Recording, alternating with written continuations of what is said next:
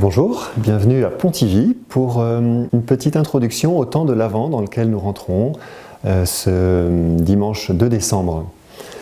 Je vous propose d'accueillir les personnages de la crèche. C'est une belle tradition qu'on a dans nos familles de préparer une crèche avant Noël.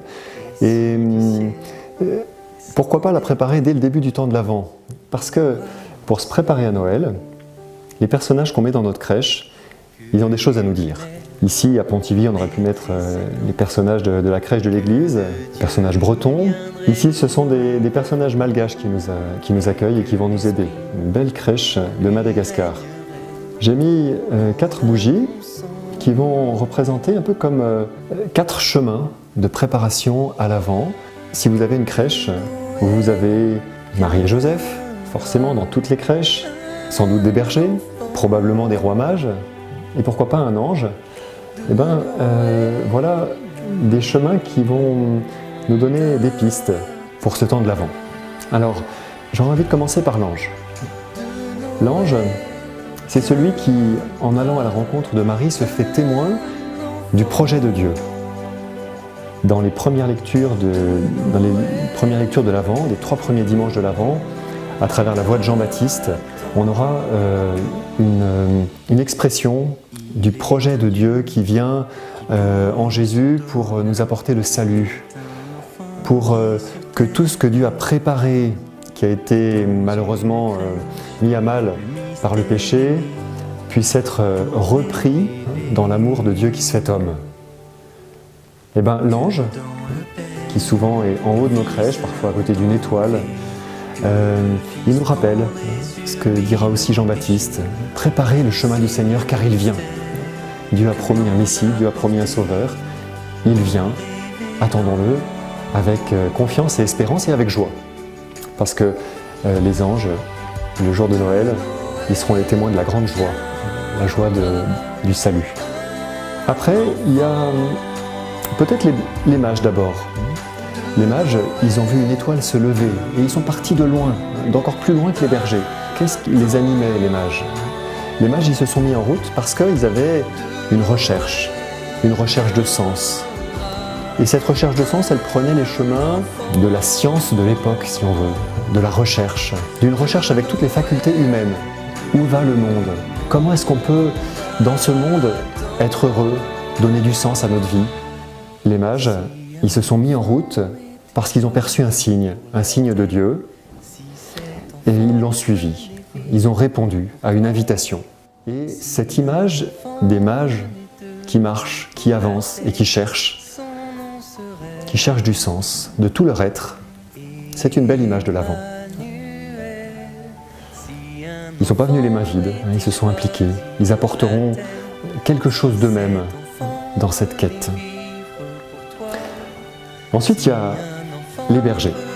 Ici, on a 3 magnifiques bergers, 2 bergers et une bergère. Alors les bergers, c'est tout à fait différent. Eux, ils ont été un peu pris à l'improviste par les anges qui sont venus les rejoindre de nuit dans leur champ. Et pourtant, leur préparation à eux, c'est celle d'une vie difficile qui lutte au quotidien et qui, le moment venu, sera prête à accueillir la bonne nouvelle. Si les anges sont venus les voir, c'est parce qu'ils étaient prêts d'une certaine manière. Ils étaient préparés parce que c'est l'espérance humaine de ceux dont la vie est dure, de ceux qui luttent, de ceux qui se serrent les coudes, comme des bergers dans le froid de la nuit et de l'extérieur, des champs. Alors, c'est aussi tous nos combats, toutes nos difficultés, nos épreuves, notre lutte pour une vie meilleure pour nous-mêmes, mais aussi pour les autres, la solidarité avec ceux qui nous entourent, qui est représentée par cette figure des bergers qui attendent Noël, et avec qui on peut attendre Noël, la venue du Sauveur. Et puis il y a une 4e bougie, elle est au centre, c'est Marie, et non seulement Marie, mais Marie et Joseph. Là, il n'y a pas l'âne et le bœuf. Bon. Mais Marie et Joseph, dans leur cœur de parents, dans un cœur de maman, dans un cœur de père, il y a cette attente très profonde qui qui est inscrite dans notre être, un peu on pourrait dire, une attente anthropologique, l'attente de l'humanité qui désire que sa vie porte du fruit, qu'elle s'accomplisse.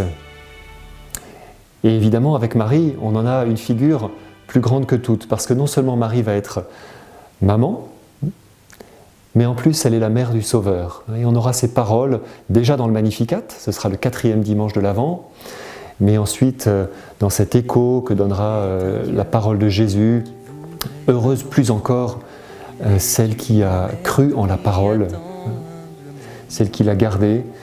Marie est celle qui accueille Jésus comme une parole de Dieu qui se fait chair, comme cette parole qui vient accomplir notre vie et la rendre féconde